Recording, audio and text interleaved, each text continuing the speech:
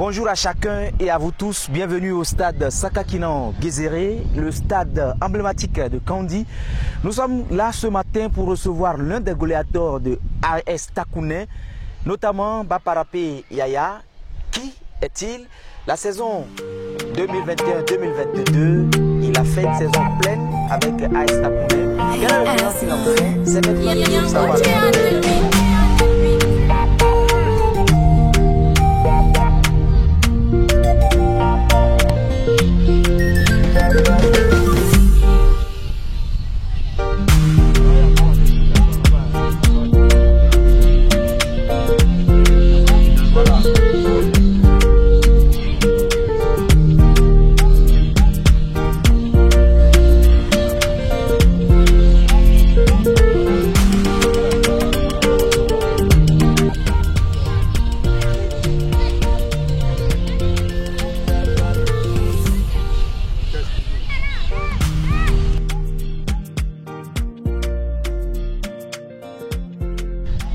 Je peux dire que le bilan est satisfaisant.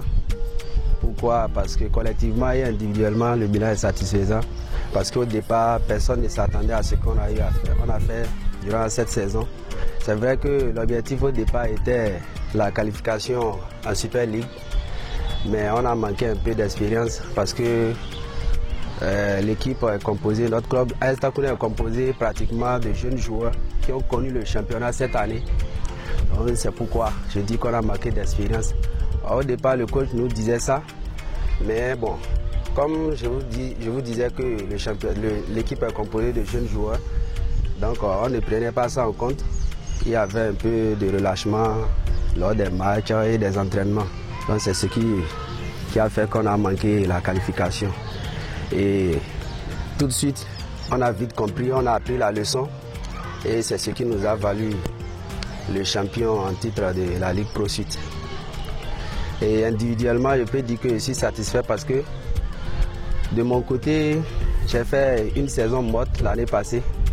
J'ai fait pratiquement 9 mois à la maison et c'est pas du tout facile, surtout en Afrique, avoir une fracture et rester à la maison pendant 9 mois sans jouer et revenir encore dans un championnat très très dur parce que le championnat de la Ligue Pro Suite est très dur. Pas du tout facile, surtout au nord ici avec les clubs comme Buffalo, Panthère et Béké. C'est pas du tout facile. Mais j'ai pu tirer mon épingle du jeu. Et à mon actif, j'ai 4 buts et 4 passes décisives pour le championnat saison 2021-2022. Et il faut noter que c'est à la Ligue Pro Sud que j'ai bien repris. À la Ligue Pro Sud. Donc c'est un peu ça. Donc le bilan est très reluisant de mon point de vue.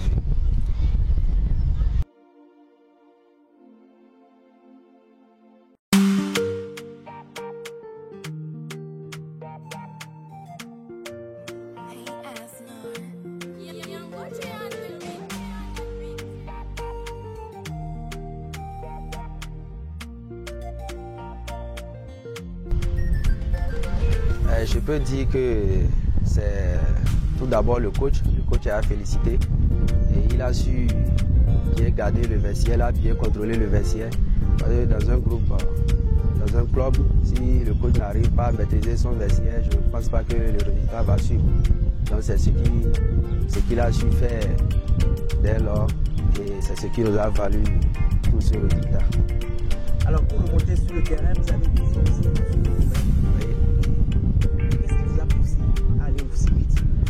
J'ai dû forcer parce que j'avais très envie. J'ai eu le OK du docteur, mais je sens quand je rentre dans le terrain, je sens que j'ai toujours mal. Mais on me disait ça va aller avec le soutien du coach, du bureau, du directeur, du président et ma famille. Et je comptais sur moi parce qu'avant j'avais perdu espoir, mais avec le soutien de part et d'autre de mes amis aussi, j'ai eu envie très vite de revenir sur le terrain et aussi le coach qui m'appelait chaque fois, tu me manques dans mon système de jeu, des trucs comme ça, c'est ce qui m'a poussé à vite revenir. Et à propos du coach, quelles étaient vos relations au-delà des appels des équipes que vous faites? Je peux dire qu'elles sont bonnes, les relations elles sont bonnes. Le coach il est très ouvert, très accueillant avec les joueurs Et c'est ce qui a fait qu'il a maîtrisé le vestiaire. Quand un étranger vient parmi nous, il ne sait pas si c'est tel ou tel le coach, parce qu'il y avait une bonne ambiance dans le groupe et dans le vestiaire aussi. Et vos relations avec vos amis? Elles sont aussi bonnes. Elles sont aussi bonnes puisque le coach est toujours avec nous. Il y a parfois même quand on finit des matchs et qu'on a trouvé de bons résultats, on sortait ensemble pour aller se distraire avec les étrangers. Il faut noter que le club est constitué de plusieurs joueurs internationaux. Il y a des trucs, des Ivoiriens, des Togolais et des Nigériens parmi nous. Et quand un étranger vient, il ne sent pas. On sent que c'est une famille. Il y a de la synergie entre nous.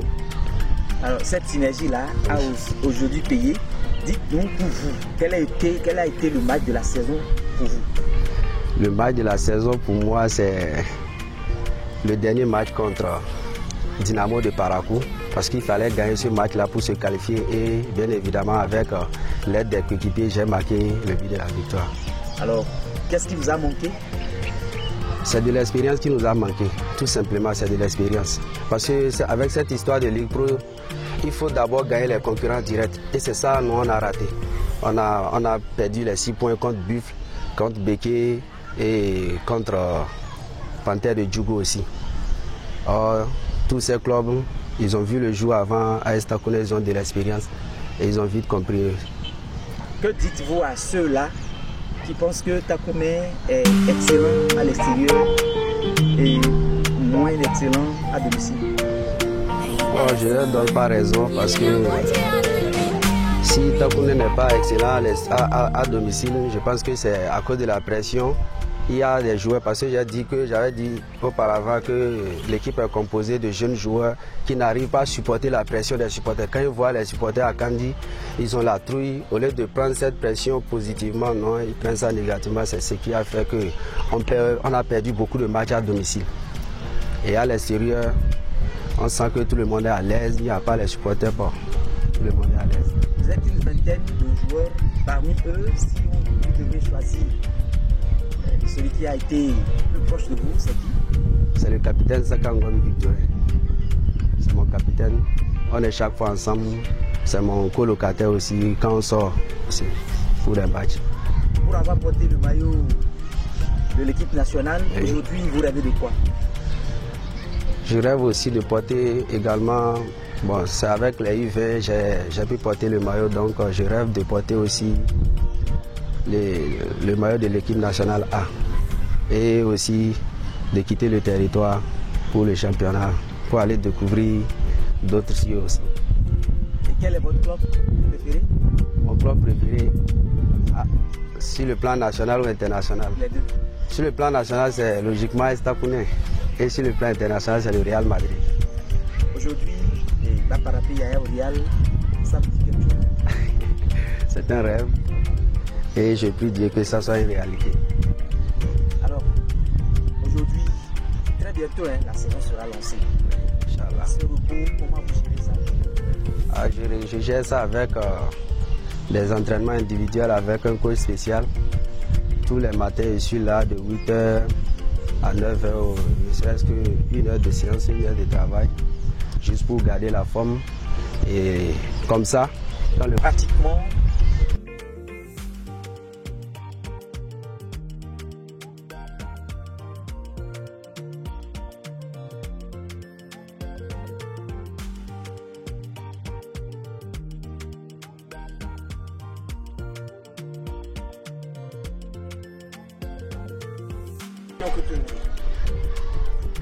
Oui, monsieur le journaliste, il y a des ambitions et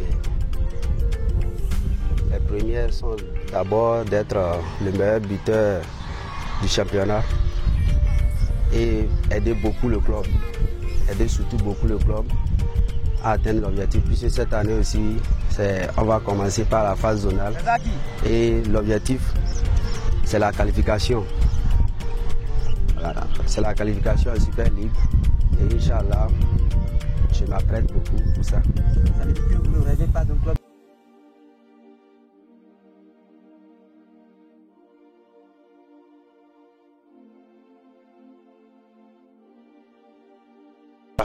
je ne pense pas quitter AS Takouné. Si je dois quitter AS Takouné, ça doit être à l'extérieur, Inch'Allah. AS Takouné, puisque AS Takouné me donne tout. AS Takouné me donne pratiquement tout. Et pour ça, je remercie beaucoup le président et le bureau directeur et le coach aussi. Merci beaucoup à tous, aux supporters, à toute la population de Kandi, le docteur qui m'a opéré et le ministre de l'économie, Romiad Wadaï, le président de AS Takouné, son nom, Labi Amadou Djibril, mon papa et toute ma famille. Merci beaucoup. Je fais un coucou à ceux des médias, notamment Dialogue FM, Kandi FM, Amfani FM et j'en passe. Merci. Vous venez de l'entendre de lui-même. C'est vrai que c'est difficile de parler de soi. Il a fait cet exercice. Merci à vous tous qui êtes à l'écoute. Sinon, vous tous qui regardez en ce moment cette chaîne, nous allons revenir très prochainement. Une autre interview sur le parcours du jeune joueur, du goléador de AS Takouné, l'homme qui aujourd'hui a du poids. Vous venez de l'entendre de lui-même. C'est vrai que c'est difficile de parler de soi. Il a fait cet exercice. Merci à vous tous qui êtes à l'écoute. Sinon, vous tous qui regardez en ce moment cette chaîne, nous allons revenir très prochainement pour une autre interview sur le parcours du jeune joueur, du goléador de AS Takouné, l'homme qui aujourd'hui a du poids au sein de l'effectif de AS Takouné. Merci et à bientôt.